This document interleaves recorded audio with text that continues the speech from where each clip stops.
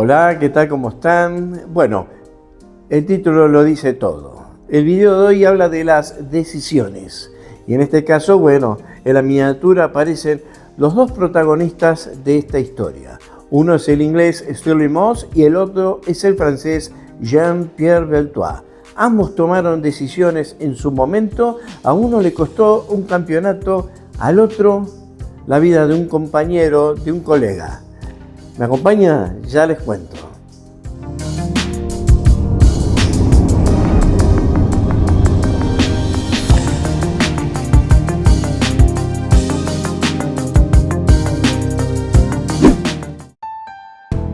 Esta historia tiene a dos personajes muy singulares. Uno de ellos es el gran Stirling Moss, el hombre que ganó 194 carreras de las 497 en las cuales participó en todas las categorías entre 1948 y 1962. Se lo conoce como el Rey sin corona o el campeón sin corona, saliendo subcampeón de la Fórmula 1 en 4 ocasiones, desde el 55 al 58. El británico supo ganar 16 grandes premios, subirse al podio en 24 oportunidades, hacer 16 poles y 19 vueltas rápidas. En los campeonatos de resistencia, Moss logró 12 victorias, destacándose en las 1000 millas, en las 12 horas de Sebring, en la Targa Florio o en los 1000 kilómetros de Nürburgring. Aunque en la Fórmula 1 su gran rival fue el argentino Juan Manuel Fangio, era imposible no nombrar a Moss en las grandes actuaciones que ambos pilotos solían tener en los grandes circuitos de toda Europa. El inglés era baluarte de una generación conocida como los caballeros del deporte. Según algunos periodistas de los años 50, Moss llegó a la Fórmula 1 en los tiempos donde predominaba la deportividad sobre la idea de triunfar, y la verdad, hay muchas pruebas de ello. Una de ellas fue cuando Peter Collins le cedió el auto a Fangio para que lograra ganar otro título, o la decisión que tomó Stirling Moss en testificar a favor de su gran rival directo, su amigo personal, Mike Houghton, en aquella carrera de Oporto, en Portugal. Carroll Shelby, quien participaba de aquella prueba, siempre relataba la misma historia. Tras el trompo de Houghton, las protestas se hicieron evidentes, puesto que el piloto se reincorporaba de forma contraria al sentido de giro. Si las protestas hubieran continuado, Mike habría sido excluido y habría perdido los 7 puntos. Pero cuando Moss entró en la protesta, rápidamente acudió en defensa de Houghton, diciendo que el piloto no habría puesto en peligro a nadie, ni había sacado ninguna ventaja. Carroll Shelby terminó diciendo: ser todo un caballero puede costarte caro. Moss se desvivió por ayudar a Mike Houghton. Stirling no dudó en tomar una decisión honorable, decisión que, aunque el propio Moss aseguró no fue la causa por la cual perdió el campeonato, de alguna manera terminaba ayudando a su rival directo, quien lograba sobre final de año coronarse campeón, siendo Mike Houghton el primer británico en ganar un título en la Fórmula 1. Algunos especularon que el gran gesto de Moss se debía al difícil momento que estaba viviendo el propio Houghton. Algunos creyeron que el piloto inglés estaba desganado y muy triste por la pérdida de su gran amigo Peter Collins, fallecido mientras se disputaba el Gran Premio de Alemania en Nürburgring. Pero nadie convenció aquella idea de que Moss había testificado a favor de Houghton porque éste se sentía triste. En aquellos días, morir en una carrera era moneda corriente. Pues la pregunta entonces fue otra. ¿Stirling Moss sabía que su amigo estaba muy enfermo? Según algunos periodistas, muy pocos sabían que el joven piloto inglés padecía de una enfermedad incurable. El periodista inglés Dennis Jenkinson, amigo personal de Stirling Moss y de Mike Houghton, asegura que nadie sabía la verdad. Mike jamás reveló que sufría una enfermedad mortal. su comportamiento siempre fue el mismo.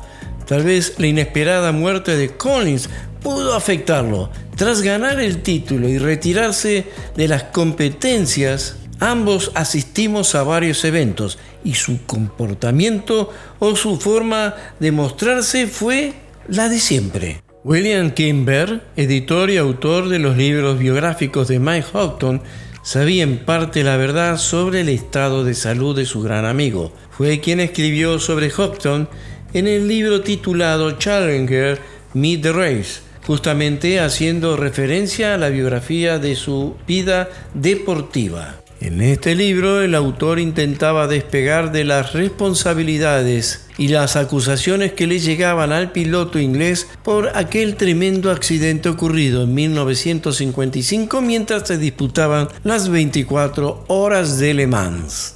El libro, publicado en 1958, intentaba llegar al público mostrando a un joven piloto apasionado por la velocidad e intentando lograr lo tan ansiado como ser campeón de la Fórmula 1, cosa que justamente va a lograr ese año y será motivo para publicar un nuevo libro titulado Champion Years, escrito en 1958, publicado en enero de 1959, año en el cual el joven Mike Houghton se mataba en una ruta inglesa. William Kimber asegura que Houghton jamás le había comentado lo complicado que estaba de salud. Sabía de su problema renal, pero no más que eso. Sobre el episodio ocurrido en Oporto, sobre aquella carrera en la cual Stirling Moss lo defiende, el periodista y amigo personal de Houghton dice: "No podía esperar menos de él. Sé que es un gran hombre".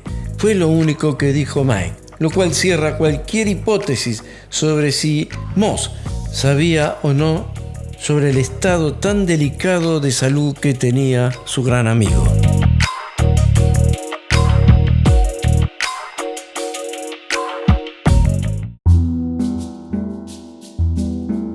Dennis Jenkinson, periodista británico de la revista Motorsport, era muy amigo del piloto británico Stirling Moss. Este gran corresponsal supo ser navegante de Moss en las 1000 millas de 1955, pero antes de dedicarse al periodismo, Jenkinson había probado suerte en las 2 ruedas y luego en las 4, pero a falta de presupuesto dejó la actividad para dedicarse al periodismo y viajar por todo el mundo cubriendo cada competencia. Ganar aquella emblemática carrera de las 1000 millas le sirvió para hacer el famoso libro titulado El piloto de carreras, en el que cuenta toda la travesía y pone de manifiesto el don especial que tenía Moss a la hora de abordar las curvas y acelerar aquel potente Mercedes 300 SLR.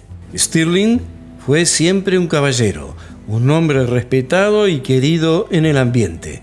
Mike Houghton, a quien yo conocía muy bien, era el joven rebelde que siempre estaba haciendo bromas y a veces era un poco fastidioso. No se comportaba muy bien con Stirling. Solía hacerle bromas relacionadas con su religión. O lo regañaba, por lo general, por pilotar autos alemanes. A pesar de eso, eran buenos amigos. La decisión de Moss que tomó aquel día en Portugal fue un acto sincero de compromiso deportivo. Veía injusto la decisión de los comisarios de excluir a Houghton. Fue sencillamente eso, no fue por piedad o nada parecido. Stirling era un competidor genuino, no necesitaba de ninguna ayuda para ganar. Muchos pensaron que Stirling había actuado así por compasión al saber que Mike tenía poco tiempo de vida. Pero aunque sabíamos que su salud no era buena, ninguno de nosotros sospechaba absolutamente nada. No éramos ingenuos. Es que Mike disimulaba muy bien todo aquello. Creo que la muerte de Peter Collins lo había afectado mucho y apuesto que fue así, porque ambos eran grandes amigos. La decisión que había tomado mi gran amigo Stirling Moss, debo confesarlo, no fue por piedad o compasión, fue una actitud meramente deportiva y de eso doy fe.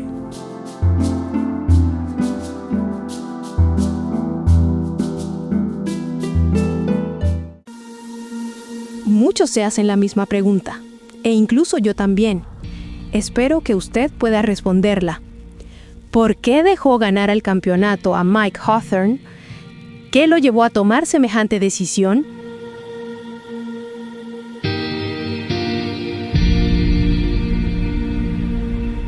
Esa pregunta me la hicieron muchas veces. Le diré una cosa, y espero se sienta conforme con mi respuesta.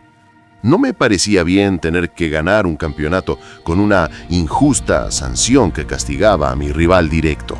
Podía haber sido cualquier competidor, pero aquel año le tocó a Mike. Imagínese, de haber ganado el campeonato se me iba a recordar más por el episodio que por mi cualidades conductiva. Y como mencioné, Mike no había realizado ninguna maniobra antideportiva ni había puesto en peligro a nadie. Me parecía injusto el castigo. Por esa razón, pedí a los comisarios deportivos que les devolvieran su puesto. Eso fue todo.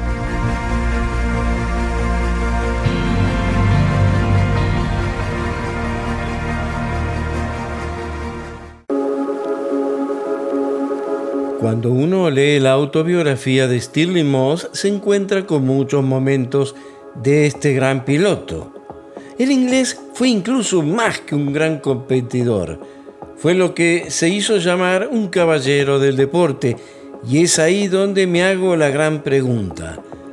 Dada a la abrumadora importancia que se otorga hoy a ganar a toda costa, ¿cuánto importa la forma en la que uno gana? ¿Qué caro puede costarle a una persona una decisión tomada en un momento clave? Pues a Stirling Moss no le importó nunca. De hecho, él ha tenido que tomar varias decisiones más a lo largo de su vida. Una de ellas, jurarse no correr para Ferrari.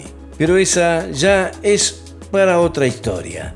El periodista y escritor Richard Williams cree y sostiene que Moss sabía que su amigo Hawthorne tenía poco tiempo de vida, aunque no quiere decir que le iba a regalar el campeonato. Solo quería ganarle limpiamente. Al poco tiempo de morir, Mike, en un accidente automovilístico lejos de los circuitos, inmediatamente algunos medios revelaron lo difícil y delicada que estaba su salud, y es por eso que involucran a Stirling Moss con la decisión que tomó de haberle dejado ganar el título. Richard Williams manifiesta en su libro que Stirling Moss no tuvo la mejor de las suertes con su Vanguard sobre el final de la temporada y que Hawthorne contó con un buen auto para llegar al final del certamen con un punto a favor. Robert Edwards, autor de la biografía de Stirling Moss, es concreto. A veces las decisiones que uno toma para hacer el bien pueden transformarse en algo negativo.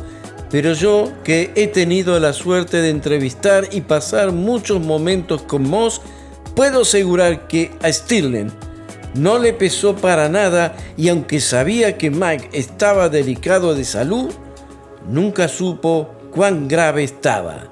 De hecho, hay una historia que algunos pilotos de aquella época saben muy bien, y es la que dice que Mike le había revelado a Stirling Moss su enfermedad renal en un bar de Escocia en 1956. ¿Será entonces que Moss tomó la decisión correcta? Y eso jamás lo sabremos porque es una pregunta que no podemos responder.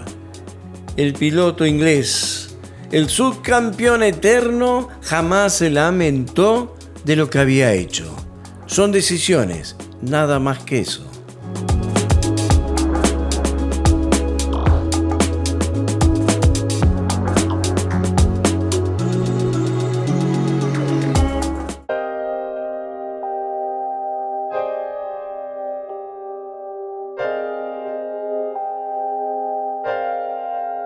Todo hubiera sido perfecto si el imprevisible y trágico accidente de Ignacio Giunti no se hubiera encargado de destacar algunas fallas, empañando la jornada deportiva en un accidente casi sin sentido, incluso que se podría haber evitado. Los 1000 kilómetros de la ciudad de Buenos Aires de 1971, carrera puntable por el Campeonato Mundial de Marcas, traía al país a pilotos destacados de la Fórmula 1 y de los Sport prototipos. También tomarían parte de la prueba varios pilotos argentinos. Ignacio Giunti, el piloto romano, al cual Enzo Ferrari le había echado el ojo, tenía asegurado su futuro por un sencillo detalle: sus dotes a la hora de pilotar. Sus actuaciones en Alfa Romeo fueron suficientes para que don Enzo lo contratara. Giunti no solo soñaba con ganar en los Sport prototipos, sino también llegar a la Fórmula 1, y su oportunidad le había llegado justamente en 1970, un año antes, disputando 4 carreras y planeando correr toda la temporada de 1971. Giunti llegó a la Argentina con grandes esperanzas de que la pequeña y nueva Ferrari 312P le diera oportunidades de llevarse la carrera o al menos la mayor cantidad de puntos. Pues solo por 4 décimas Giunti no va a lograr la pole position. Se la quedará el mexicano Pedro Rodríguez con su Porsche 917. Pero las noticias llegaron rápidamente a Maranello, dejando muy conforme al Commendatore. La dupla Giunti-Merzario estarán por arriba de las potentes Ferrari 512 de Bonnier y Mike Parkes. Giunti venía haciendo una gran carrera hasta que en la vuelta 36 el piloto francés Jean-Pierre Beltoit intenta cruzar la pista empujando peligrosamente su Matra. Lo más dramático de todo es que fue un accidente que se vio venir. Beltoit había decidido llevar el auto al box para cargar combustible y volver a la carrera. Su compañero en esa oportunidad fue su cuñado, el joven François Sever. El piloto francés, tal vez obsesionado por seguir en la competencia, jamás midió los riesgos que corría ni en los peligros que ponía a sus colegas. Los banderilleros actuaron de inmediato, agitaron sus banderas amarillas, pero nadie las respetaba. Los pilotos seguían acelerando a ritmo de carrera. Quienes tenían que proceder a tomar decisiones, en este caso los comisarios deportivos, no hicieron nada. Para cuando se desató el trágico accidente, habían pasado 2 vueltas, lo que quiere decir que Giunti sabía muy bien que en la zona de la recta un piloto empujaba un auto. Giunti venía detrás de la Ferrari 512 de Mike Parkes. Cuando entraron a la recta, Parkes escogió ir por la izquierda para esquivar a Beltoit. Giunti, que venía pegado a la Ferrari del inglés y sin visión, se encuentra con el Matra, quien intenta esquivar, pero sin lograrlo.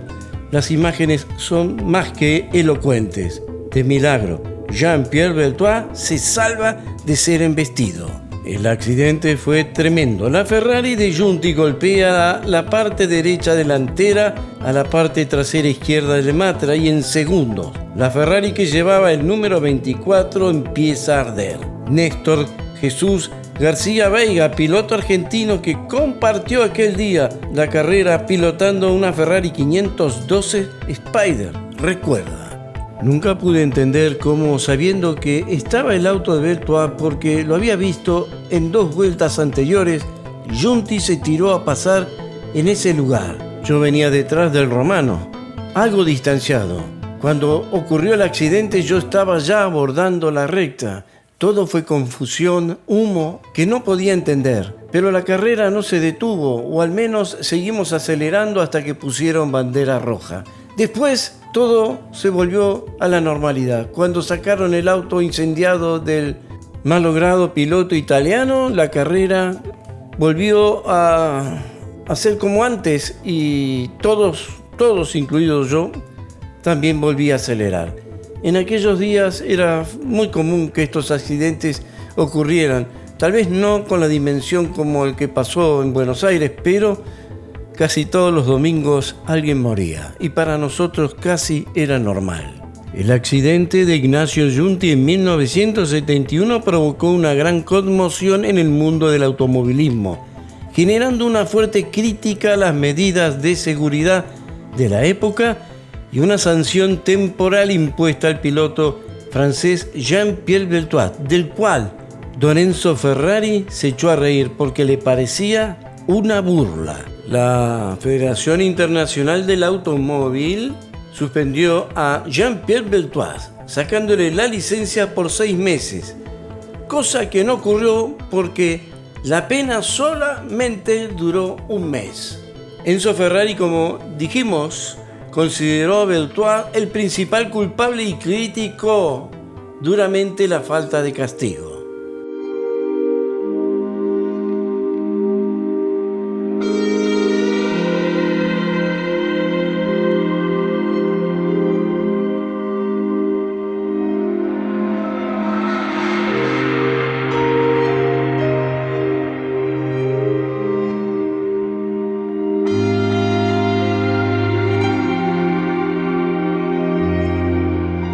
Las causas inmediatas señaladas por la investigación pertinente fue la imprudencia del piloto francés por tomar la decisión equivocada y la de los pilotos por no haber hecho caso a la señalización por parte de los banderilleros que con toda responsabilidad hicieron su trabajo como corresponde. A los comisarios deportivos también se los responsabilizó por no haber actuado de inmediato y por la mala gestión a la hora de tomar decisiones, como cuando ante el espanto de lo que estaba pasando y con la poca visibilidad que había en la zona de la recta principal por el humo que salía de la Ferrari de Giunti, un camión de bomberos cruzaba la pista a contramano, casi provocando otra tragedia. Lo que sí cabe destacar fue la acción de Arturo Merzario, compañero de equipo de Giunti, que no dudó un solo segundo al ver lo que pasaba con su compañero, cruzó la pista para ayudarla.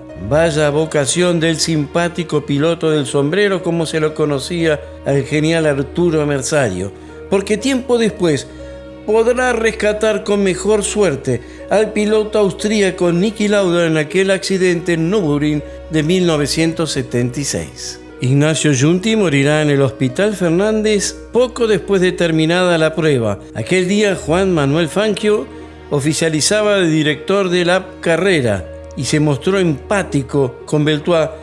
Le aconsejó que no hablara con nadie y lo había invitado a Balcarce a descansar unos días. Sin dudas, eran otros tiempos.